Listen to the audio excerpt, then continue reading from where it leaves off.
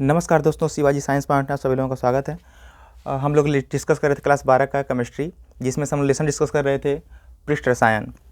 पृष्ठ रसायन में हमने पीछे 4 वीडियो बना चुके हैं और हम लोग ये अंतिम या लास्ट वीडियो होगा। इसके बाद लेसन ख़त्म हो जाएगा और मुझे उम्मीद है कि जितना हमने टॉपिक कवर किया है उससे ज़्यादा पेपर में बोर्ड के एग्ज़ाम में आता है नहीं। ठीक है, तो हम लोग डिस्कस करते हैं। इसमें पहला प्रश्न ये पूछा जाता है कि उत्प्रेरक किसे कहते हैं। ठीक है, उत्प्रेरक क्या होता है? तो उत्प्रेरक का परिभाषा सिंपल हो जाएगी कि उत्प्रेरक वे पदार्थ होते हैं जो किसी भी रासायनिक अभिक्रिया की दर को परिवर्तित कर देते हैं। यानी हम ये कह सकते हैं कि वे पदार्थ जो किसी रासायनिक अभिक्रिया की दर या वेग को परिवर्तित करते हैं उन्हें उत्प्रेरक कहते हैं। ठीक है, यानी वे पदार्थ जो किसी भी रासायनिक अभिक्रिया की दर को या वेग को परिवर्तित कर, दर या वेग, यहाँ पर 2 वर्ड है, दर और वेग दोनों का सेम मतलब है। इसका मतलब ये होता है कि अभिक्रिया किस गति से हो रही है। ठीक है, तो हम ये कह सकते हैं कि वे पदार्थ जो किसी भी रासायनिक अभिक्रिया की दर को परिवर्तित कर देते हैं उन्हें उत्प्रेरक कहते हैं। लेकिन अभिक्रिया पूर्ण होने के बाद वे ज्यों का त्यों बने रहते हैं, यानी जैसे हैं वैसे ही रहेंगे। ठीक है, जैसे आप लोगों ने देखा होगा कभी कभी कि अगर 2 भाई झगड़ा कर रहे होते हैं या 2 लोगों में जब कहासुनी हो रही होती है, तो कहासुनी जब हो रही होती है तो कुछ लोग ऐसे होते हैं जो आकर पार्टिसिपेट करते हैं, और जब पार्टिसिपेट करते हैं तो किसी एक व्यक्ति को चढ़ा देते हैं। और जब एक व्यक्ति को चढ़ा देंगे, अभी तो गाली गलौजा हो रही थी, अभी इन दोनों में क्या हो रहा है, मार झगड़ा होने लगी। ठीक है, अभी केवल गाली गलौजा हो रहा था, लेकिन अब क्या हो रहा है, इन दोनों में मार झगड़ा होने लगा। किसके कारण? किसके आने से? इस अन्य व्यक्ति के आने से। ये व्यक्ति कुछ नहीं किया, अब अकोरे खड़ा होकर इस तरह से तमाशा देख रहा है, दोनों का मार झगड़ा देख रहा है। ठीक है, तो आपने देखा कि इसने क्या किया कि इन दोनों के बीच में गया और अभिक्रिया की दर को बढ़ा दिया। अभिक्रिया अभी स्लो चल रही थी, केवल गाली गलौजा पर थी, लेकिन यहाँ पर जब दोनों में लाठी लटोर हो गई, अब झगड़ा झुंटी होने लगा, तो यहाँ पर अभिक्रिया क्या हो गई, तीव्र हो गई। यानी अभिक्रिया की दर को इसने क्या किया, जाकर बढ़ा दिया, लेकिन अकोरे खड़ा होकर क्या कर रहा है, तमाशा देख रहा है। ठीक है, या फिर इसमें देखते हैं आप लोग, कुछ लोग और होते हैं, कुछ लोग ऐसे होते हैं जो जाते हैं और जाकर समझाने लगते हैं, कहते हैं क्यों झगड़ा करे तुम लोग, है ना, सबको साथ ही रहना है ना।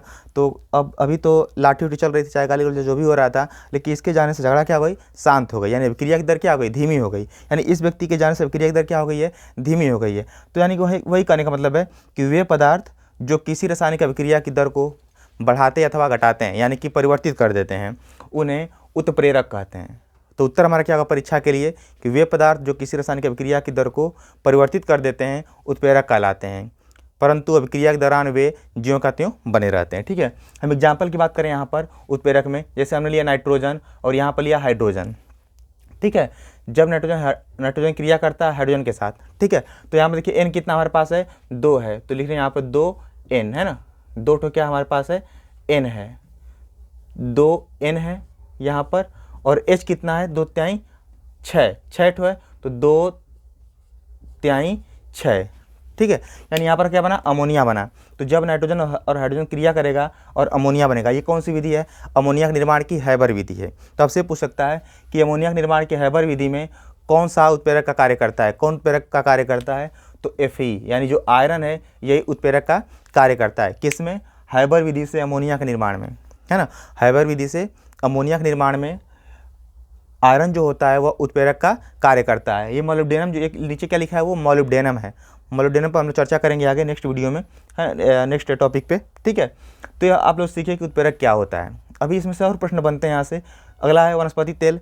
वनस्पति तेल से हम लोग बना रहे हैं, देखिए वनस्पति तेल है यानी कि जो हम रिफाइन कहते हैं, रिफाइन है।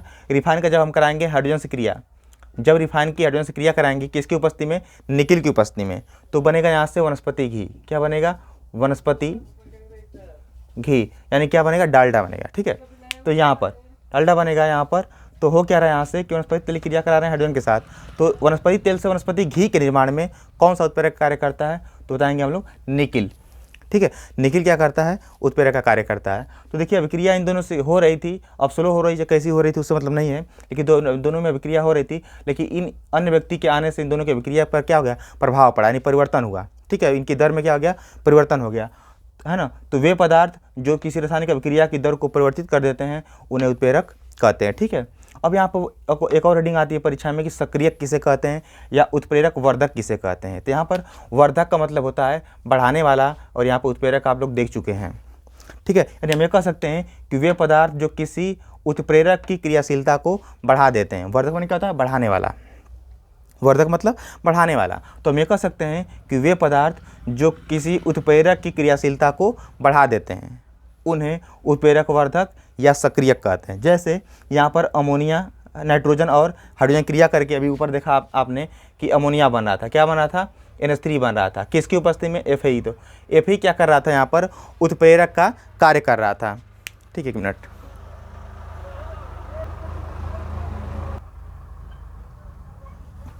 ठीक है, तो यहाँ पर नाइट्रोजन से अमोनिया के निर्माण में, हैबर विधि से अमोनिया के निर्माण में जो आयरन था, आपने ऊपर देखा कि आयरन उत्प्रेरक का कार्य कर रहा था, लेकिन ये जो गति क्या थी इसकी, स्लो थी, अभिक्रिया की दर बहुत स्लो थी, यानी उत्प्रेरक अकेले अभिक्रिया की दर को बढ़ा नहीं पा रहा था।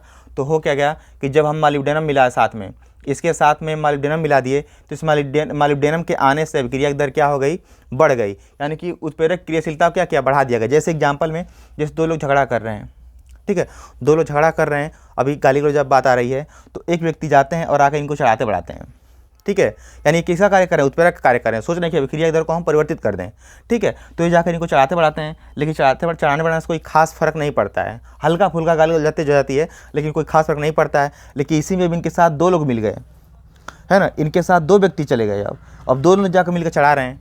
अब जैसे 2 लोग जाकर मिलकर चढ़ा रहे हैं, बात वही कर, जो बात यह कहा था उससे, वही बात ये भी जाकर उससे कह रहे हैं, लेकिन इनके साथ हम मिल गए। अब जैसे ही मिल गए तो इनकी बातों को ये रख लिया, और अब झगड़ा करते करते, अब गाली गलौज होते होते क्या हो गया, लाठी निकाल ली गई, है ना, मार झगड़ा होने लगा। तो यहाँ पर क्या हो रहा है कि इनके आने से, है ना, इनके आने से इनकी क्रियाशीलता बढ़ जा रही है, क्योंकि इनके आने से इनकी बातों का मान सम्मान अधिक हो रहा है, इनकी बातें अधिक मान रहा है और झगड़ा करने लग रहा है, मार झगड़ा होने रही है, बढ़ जा रही है। ठीक है, तो यहाँ पर क्या हो रहा है कि इस व्यक्ति के आने से क्रियाशीलता क्या हो रही है, इसकी बढ़ जा रही है, यानी कि वे पदार्थ जो उत्प्रेरक क्रियाशीलता को बढ़ाते हैं उन्हें उत्प्रेरक वर्धक कहते हैं। और जस्ट इसी का उल्टा ये हो जाएगा उत्प्रेरक विष या उत्प्रेरक रोधक, यानी कि वे पदार्थ जो क्रिया की वे पदार्थ जो उत्प्रेरक की क्रियाशीलता को कम कर देते हैं, उन्हें क्या कहते हैं, उत्प्रेरक विष कहते हैं या उत्प्रेरक रोधक कहते हैं। ठीक है, तो जो पदार्थ उत्प्रेरक क्रियाशीलता को बढ़ाते हैं उन्हें उत्प्रेरक वर्धक कहते हैं, और जो पदार्थ उत्प्रेरक क्रियाशीलता को कम करते हैं उन्हें उत्प्रेरक विष या उत्प्रेरक रोधक कहते हैं। जैसे यहाँ पर SO2 है ना, यहाँ पर S कितना हमारे पास है, 2 है, आप देख रहे हैं कि 2 के गुणा में, तो S कितना हमारे पास है, 2 है, तो 2 क्या हमारे पास है, S है। ठीक, और O कितना, कुल मिलाकर 2 गुना के 4 और 2 6, 6 ठो O है, यानी कि 2 तिहाई 6, 2 तिहाई 6, क्या बन गया हमारा SO3, यानी कि सल्फर डाइऑक्साइड। सल्फर डाइऑक्साइड से हम क्या बना रहे हैं, सल्फर ट्राइऑक्साइड। ट्राई मतलब 3, डाई मतलब 2, तो सल्फर डाइऑक्साइड से सल्फर ट्राइऑक्साइड बन रहा है। तो आपसे पूछ सकता है कि सल्फर डाइऑक्साइड से सल्फर ट्राइऑक्साइड के निर्माण में उत्प्रेरक का कार्य कौन करता है, तो प्लेटिनम एस्बेस्टस करता है। ठीक है, उत्प्रेरक कार्य। लेकिन यहाँ पर उत्प्रेरक हम विष पढ़ रहे हैं, उत्प्रेरक विष का मतलब ये होता है कि जो उत्प्रेरक क्रियाशीलता को कम कर दे, घटा दे। तो यहाँ पर आर्सेनियस ऑक्साइड, ये क्या है, आर्सेनियस ऑक्साइड है, ये क्या करता है, यहाँ पर उत्प्रेरक विष का कार्य करता है। अभिक्रिया की दर को क्या कर देता है, यहाँ पर उत्प्रेरक क्रियाशीलता को कम कर देता है। अभी यहाँ पर उत्प्रेरक क्रियाशीलता को बढ़ा रहा था, लेकिन अभी कोई व्यक्ति और आया और इनके साथ मिल गया और जाकर और चढ़ाने बनाने लगा। लेकिन अब इनका अभी थोड़ा सा ये बात तो सुने थे तो हल्का फुल्का रिएक्शन हुआ था, लेकिन इनके मिल जाने से इनका रिएक्शन क्या खत्म हो गया पूरा, यानी इनकी बात ही नहीं सुनी जा रही है, यानी कि इनके मिलने से इनकी बातों का और मान सम्मान नहीं हो रहा है, इनकी बातों को वो व्यक्ति नहीं रख रहा है।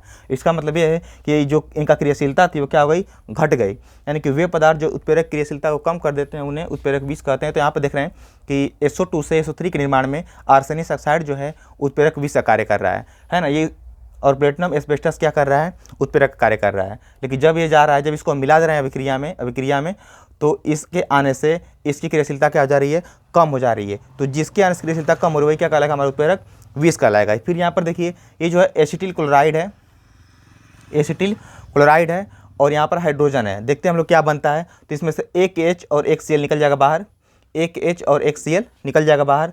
तो एक H और एक Cl हम लोग निकालते हैं बाहर, एक H और एक Cl निकल गया बाहर। इधर क्या बच रहा है, CH3 और C बच रहा है, तो CH3 और C बच रहा है, इधर CH3 C बच रहा है और O बच रहा है ना। Cl तो निकल चुका है यहाँ पर, इसमें से एक H निकल चुका है, तो एक H निकलने के बाद भी एक H यहाँ बचा हुआ है, तो एक H यानी कि CH3CO और एगो H, यानी कि CH3CHO बन जाएगा, है ना, CH3CHO बन जाएगा। यहाँ पर क्या बन गया, एसिटाल्डिहाइड। ठीक है, एसिटाल्डिहाइड बन गया।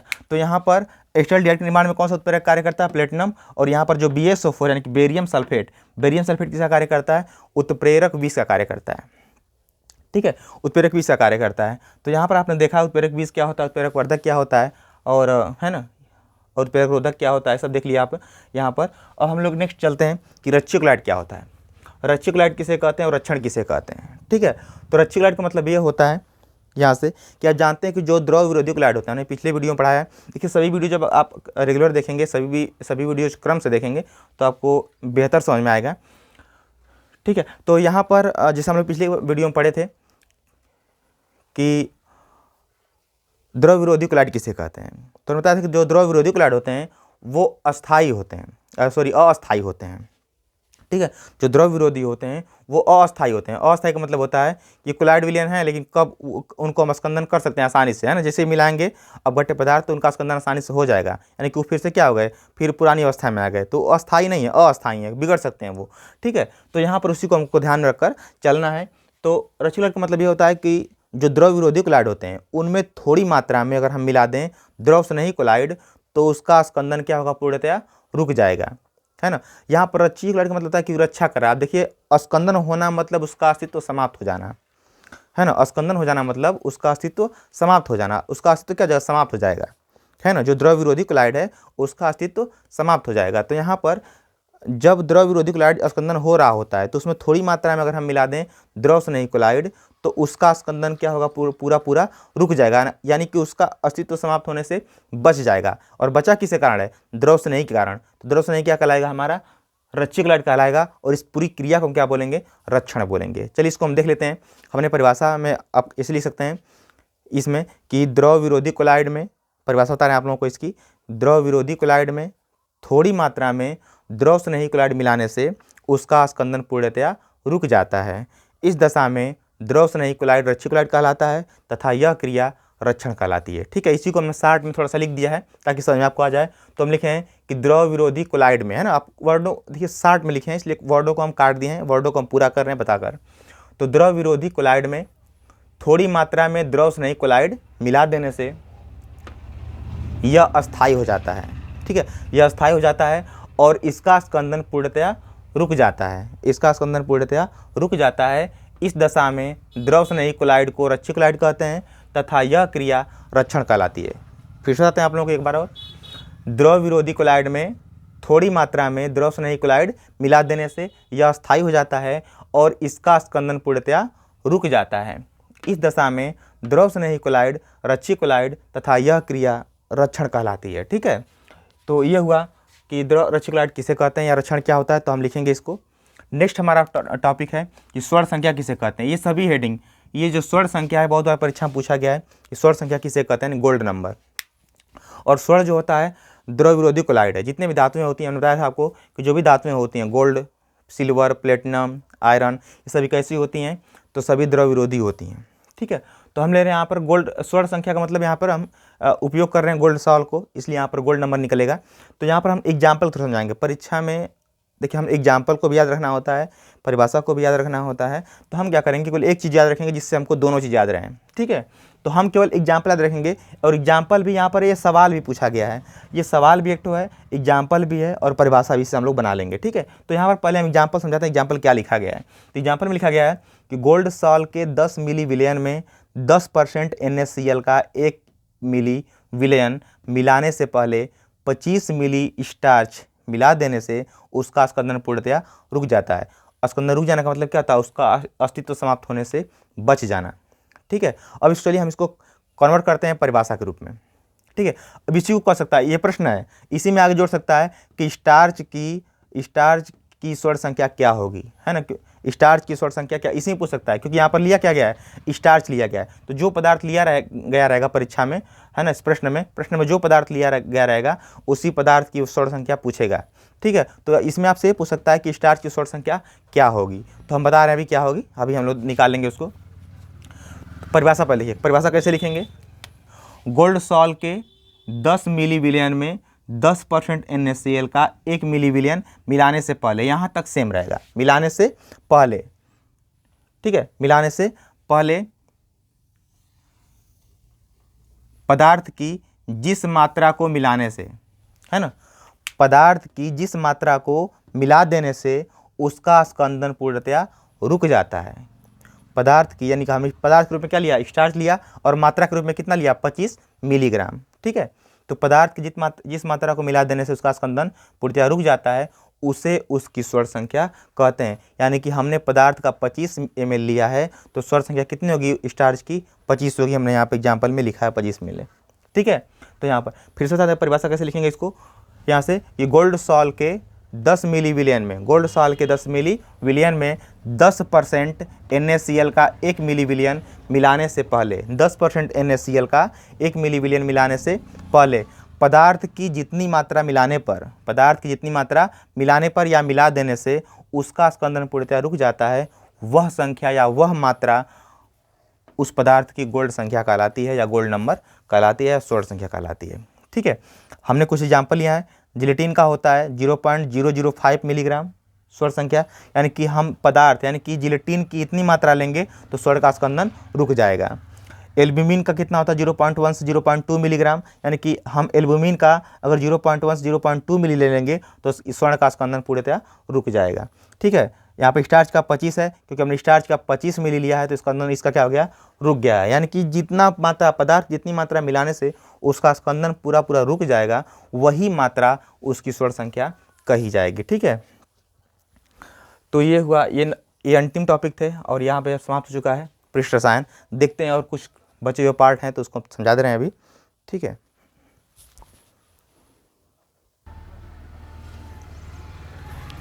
ठीक है, लास्ट टॉपिक है, 1-2 हेडिंग बची थी जिसको हम लोग डिस्कस कर दे रहे हैं। ये सिंपल कभी कभी 1 नंबर के टिपिकल प्रश्नों में आते हैं, टिप्पण लिखने के लिए। यहाँ पर एक और प्रश्न बचा हुआ है कि विद्युत अपघट्य का उड़न मान से आप क्या समझते हैं, या फिर विद्युत अपघट्य के स्कंदन मान से आप क्या समझते हैं। ठीक है, हम दोनों डिस्कस कर लें, दोनों का मतलब सेम ही है। विद्युत अपघट्य का उड़न मान क्या होता है आपसे ये पूछे, या विद्युत अपघट्य का स्कंदन मान क्या होता है आपसे ये पूछे, दोनों में क्या होगा, सेम परिभाषा होगी। इसमें होता क्या है कि किसी विद्युत अपघट्य पदार्थ की मिलीग्राम में, यानी कि मिली में, है ना, यानी कि जो भी इसका मात्रा होगा मिली में रखेंगे हम लोग। ठीक है, तो किसी पदार्थ की मिली में जिस मात्रा को मिलाने पर 1 लीटर जो विलयन होगा हमारा, या क्लोराइड विलयन होगा, उसका स्कंदन हो जाएगा, उसी मात्रा को हम क्या कहेंगे, विद्युत अपघट्य का उड़न मान या स्कंदन मान। कहने का मतलब ये है कि हम अगर कोई 1 लीटर का विलयन, कोई विलयन ले रहे हैं, यानी कौन सा विलयन, कोलाइडी विलयन, हम ले रहे हैं कोलाइडी विलयन, हम ले रहे हैं कोलाइडी विलयन, वो कितना है, 1 लीटर है। हम मान लेते हैं कि 1 लीटर कोलाइडी विलयन ले रहे हैं। ठीक है, तो आप यहाँ पर सिंपल ये भी कर सकते हैं कि 1 लीटर कोलाइडी विलयन को स्कंदित करने के लिए, 1 लीटर कोलाइडी विलयन को स्कंदित करने के लिए विद्युत अपघट्य की जिस मात्रा की आवश्यकता होती है उसे विद्युत अपघट्य का उड़न मान कहते हैं। फिर से सुनिए, यहाँ पर ये दूसरी परिभाषा, इसको बता देंगे हम, लेकिन यहाँ से परिभाषा सिंपल बन जा रही है कि 1 लीटर कोलाइडी विलयन को स्कंदित करने के लिए, 1 लीटर कोलाइडी विलयन को स्कंदित करने के लिए विद्युत अपघट्य पदार्थ की जितनी मात्रा की आवश्यकता होती है उस मात्रा को विद्युत अपघट्य का उड़न मान या स्कंदन मान कहते हैं। फिर यहाँ पर दूसरी परिभाषा क्या हो जाएगी यहाँ से कि किसी विद्युत अपघट्य पदार्थ की मिली, है ना, ml में वह कम से कम सांद्रण, है ना, किसी विद्युत अपघट्य का मिली में वह कम से कम सांद्रण, मैंने कम से कम मात्रा, ठीक है, कम से कम सांद्रण जो 1 लीटर सॉल को स्कंदित करने के लिए आवश्यक होती है, वह विद्युत अपघट्य का उड़न मान कहलाती है। ठीक है, फिर सुनिए, किसी विद्युत अपघट्य का ml में यानी मिली में वह कम से कम सांद्रण यानी कम से कम मात्रा जो 1 लीटर सॉल को, सॉल मतलब कोलाइडी विलयन, जो 1 लीटर सॉल को स्कंदित करने के लिए आवश्यक हो, विद्युत अपघट्य का उड़न मान कहलाती है। या फिर यहाँ पर हम कह सकते हैं कि 1 लीटर कोलाइडी विलयन को स्कंदित करने के लिए विद्युत अपघट्य पदार्थ की जितनी मात्रा की आवश्यकता होती है उसे विद्युत अपघट्य पदार्थ का उड़न मान कहते हैं। ठीक है, ये हो जाएगा हमारा, ये हो गया। अगला प्रश्न आपसे पूछता है कि क्लोरोफार्म को रंगीन बोतल में क्यों रखते हैं, क्लोरोफार्म को रंगीन बोतल में क्यों रखते हैं। या फिर ये पूछ सकता है क्लोरोफार्म में थोड़ी मात्रा में एथनॉल क्यों मिलाते हैं। तो पहले हम देखते हैं क्लोरोफार्म को रंगीन बोतल में क्यों रखते हैं। तो क्लोरोफार्म को रंगीन बोतल में इसलिए रखते हैं क्योंकि जो क्लोरोफार्म होता है, जब उस बोतल में प्रकाश पहुंचेगी तो क्लोरोफार्म क्या करता है कि बहुत तेजी से प्रकाश से क्रिया कर लेता है, और क्रिया करके एक प्रकार की विषैली गैस जिसे हम फास्जीन बोलते हैं, इस फास्जीन का निर्माण कर लेता है। इसका सूत्र क्या होता है, COCl2, इसका सूत्र होता है फास्जीन का। ठीक है। तो क्लोरोफॉर्म क्या करता है, जब प्रकाश के संपर्क में आएगा तो क्लोरोफॉर्म प्रकाश से क्रिया करके और फास्जीन नामक विषैली गैस बना लेता है, जो कि बहुत अधिक घातक है। उस लैब में, जिस लैब में ये कार्य हो जाएगा, उस लैब में जो भी प्रयोग करने वाले होंगे उनकी मृत्यु हो सकती है या फिर वो बेहोश हो सकते हैं। ठीक है। तो यहाँ पर पहला प्रश्न आपसे पूछा है कि क्लोरोफॉर्म को रंगीन बोतल में क्यों रखते हैं, तो इसका उत्तर हो जाएगा क्लोरोफॉर्म को रंगीन बोतल में इसलिए रखा जाता है ताकि प्रकाश उसके अंदर प्रवेश न कर सके, क्योंकि यदि प्रकाश उसके अंदर प्रवेश कर गया तो क्लोरोफॉर्म प्रकाश से क्रिया करके फास्जीन नामक विषैली गैस निर्माण कर लेगा। ठीक है। दूसरा प्रश्न पूछा जाता है क्लोरोफॉर्म में थोड़ी मात्रा में एथनॉल क्यों मिलाते हैं। एथनॉल मतलब एथिल अल्कोहल क्यों मिलाते हैं। तो एथिल अल्कोहल या एथनॉल जो होता है यह कार्य करता है ऋणात्मक उत्प्रेरक का, ऋणात्मक उत्प्रेरक का। ठीक है। हमने उत्प्रेरक पढ़ाया आपको, तो उत्प्रेरक में जो उत्प्रेरक अभिक्रिया की दर को बढ़ाते हैं उन्हें धनात्मक उत्प्रेरक कहते हैं, और जो उत्प्रेरक अभिक्रिया की दर को कम करते हैं उन्हें ऋणात्मक उत्प्रेरक कहते हैं। ठीक है। तो यदि किसी थोड़ी सी मात्रा में अगर प्रकाश इसके अंदर प्रवेश कर जा रहा है बोतल में, तो जब ये क्लोरोफॉर्म क्रिया करेगा तो ये जो एथनॉल है क्या कर देगा कि उस क्रिया को कम कर देगा, यानी अभिक्रिया करने ही नहीं देगा, और जब अभिक्रिया करने नहीं देगा तो फास्जीन नहीं बनेगा। ठीक है। तो हम क्या करते हैं, क्लोरोफॉर्म में थोड़ी मात्रा में एथनॉल ऋणात्मक उत्प्रेरक के रूप में मिलाते हैं ताकि वह क्लोरोफॉर्म जो है वो प्रकाश से क्रिया न कर सके। अगर प्रकाश पहुंच जाता है तो उससे क्रिया न कर सके। ठीक है। तो आपसे अगर पूछता है क्लोरोफॉर्म को रंगीन बोतल में क्यों रखते हैं, तो आप कहेंगे कि क्लोरोफॉर्म को रंगीन बोतल में इसलिए रखते हैं ताकि प्रकाश उस बोतल के अंदर प्रवेश न कर पाए और वो क्लोरोफॉर्म क्रिया न कर पाए प्रकाश से। ठीक है। क्योंकि यदि प्रकाश से क्रिया कर लेगा तो फास्जीन गैस बना लेगा। नेक्स्ट है क्लोरोफॉर्म में थोड़ी मात्रा में एथनॉल क्यों मिलाते हैं। तो क्लोरोफॉर्म में थोड़ी मात्रा में एथनॉल ऋणात्मक उत्प्रेरक के रूप में मिलाते हैं ताकि अभिक्रिया की दर को क्या कर दे, वो घटा दे यानी कम कर दे। फिर पूछता है आपसे कि नदियां समुद्र में मिलने से पहले डेल्टा का निर्माण क्यों करती हैं। नदियां समुद्र में मिलने से पहले डेल्टा का निर्माण क्यों करती हैं। डेल्टा का मतलब ये होता है कि जो नदियां होती हैं जब तेज़ी से गति करती हैं, बहती हैं, तो अपने साथ मिट्टी, धूल आदि बहुत सारे कंकड़ पत्थर के कण को जाकर एक जगह इकट्ठा करती हैं।